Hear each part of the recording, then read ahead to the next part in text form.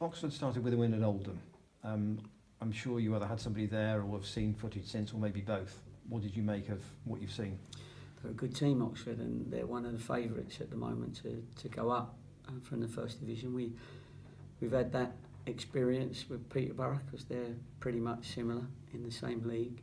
So you know, hopefully we've learned a little bit more than when we played Peterborough just 2 weeks ago, or whenever it was, a week ago. So you know, we just got to get in there. The individuals have got to do their job. If they want to prove that they're First Division and that we're going to have a good season, then we've got to do well against these teams.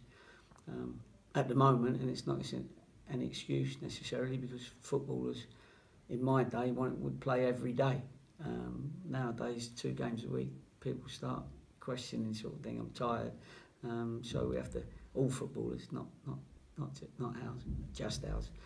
So we've got to make sure that they're confident that everybody's played Saturday anyway, and we haven't got a lot of change that we can do to rest people at this moment in time, whereas we're going to need that as quickly as we can. So we need the cavalry. You know, we need 3 or 4 to come in, which I keep saying. And I've worked all weekend. My missus has walked out on me a few times Sunday because I was talking on the phone and not talking to her.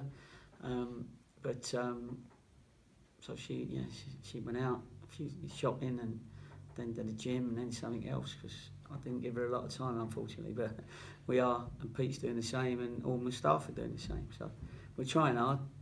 Did that include a conversation with Lee at all? Yeah, it always includes a conversation with him, but he's got to do his job as well. They got games, you know. He's got young players that wasn't quite ready for him in the summer, if you like. You know, he didn't know how they'd come back, but they've come back very well, and so he's keeping people around at the moment. So we just got to wait for when maybe 1 or 2 of his may become available, as we are with other clubs, you know. So that's where we are. Oxford have lost Michael Appleton, their manager from last year, and replaced him with Pep Clotet, who was assistant to Gary Monk. So it's Spanish background, but he's been in England for a little while. Is there a Spanish flavour to the way Oxford play? Yeah, I think so. I think they like to play. You know, they can get a shape and break on you. They've got good pace, good energy, and and if you make a mistake, they're going to be in at you. So the least mistakes you make, the better. Maybe they've seen a little bit of us. We had a couple of dangerous players on the day at Morecambe, and I'm sure they'll have seen that as well. And they've certainly got a few dangerous players because they're that next level on. And Jonathan Abiko, you'd have worked with at Yeovil.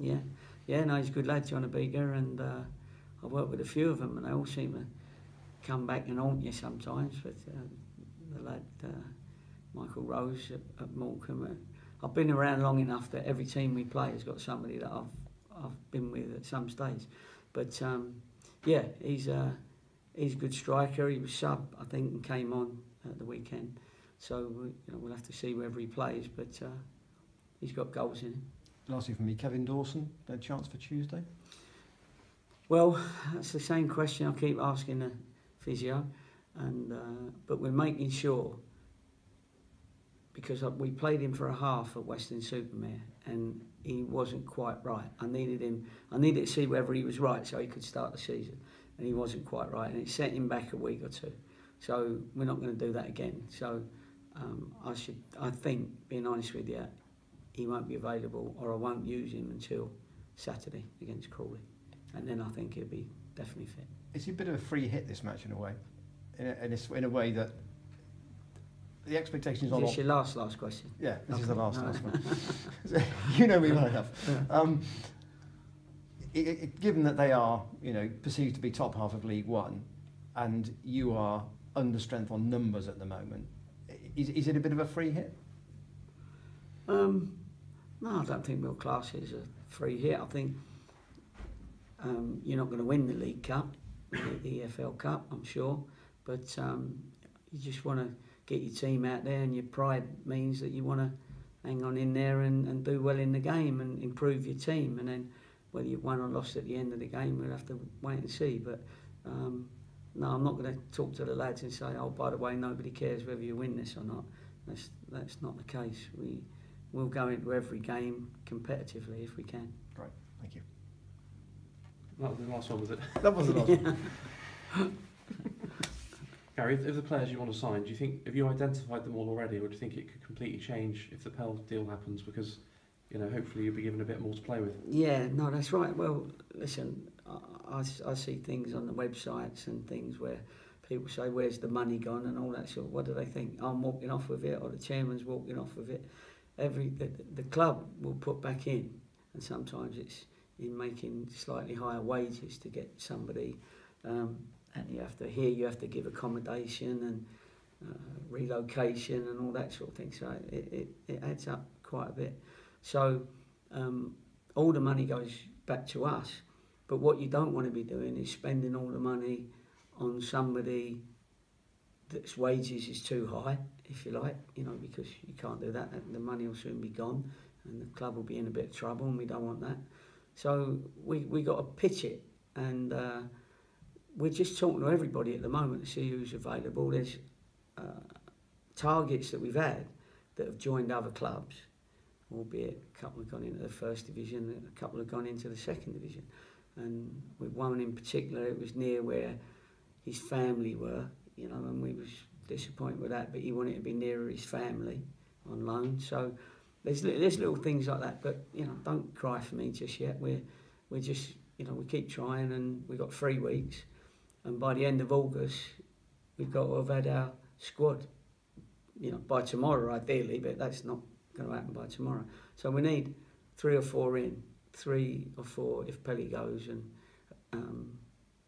if he stays, then probably still 3 or 4, but it might be different areas.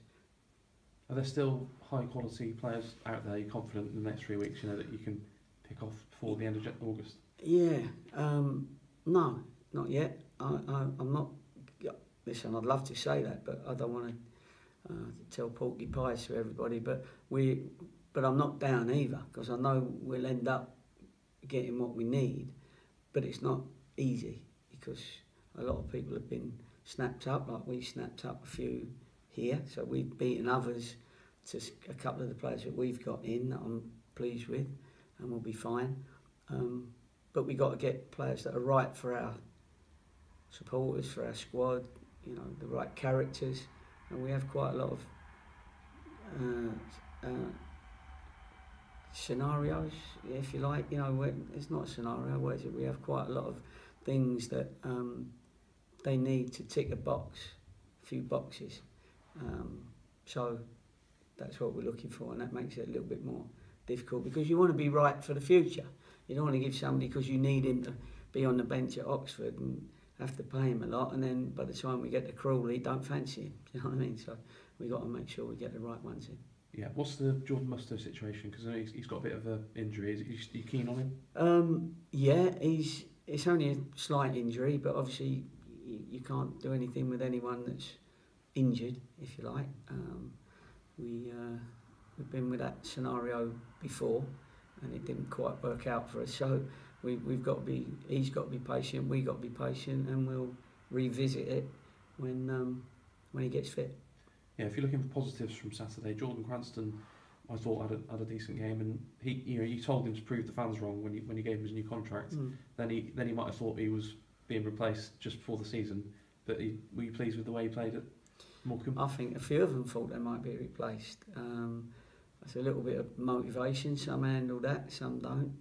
Most of them will, I'm sure. But he seems to. I remember when Jennings came in and looked like he was going to take his place. Then Cranners had his best spell at that time. So we'll have to wait and see. It's early days, and we got to have the competition anyway. And there's not enough competition in that area, as in other areas. We've got to find a striker or so. We got to find a little bit of everything. Yeah. Is there any area of the team you're absolutely not expecting you to say what it is, but are there any areas that you're not looking? Or are you looking at almost No, every we're looking department? at every department. Yeah, Yeah. You have to, because you don't want to miss out on something that comes up just because you're not looking for it. If it's ahead of what we got, then and it's available for the right package, then of course we'll bring them in. Cheers, Gary. All right. Thank you. Well done. Thank you.